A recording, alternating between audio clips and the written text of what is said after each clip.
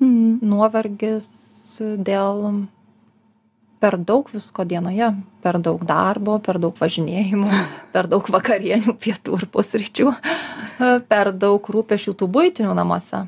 Ir tiesiog visas kūnas ir sako, nu ne, nebenoriu. Aš dabar noriu laiko savo, o ne laiko žaisti. Tai labai irgi mes taip ir turim pasakyti savo vaikams, mes taip ir galim pasakyti, dabar aš noriu 10 minučių savo.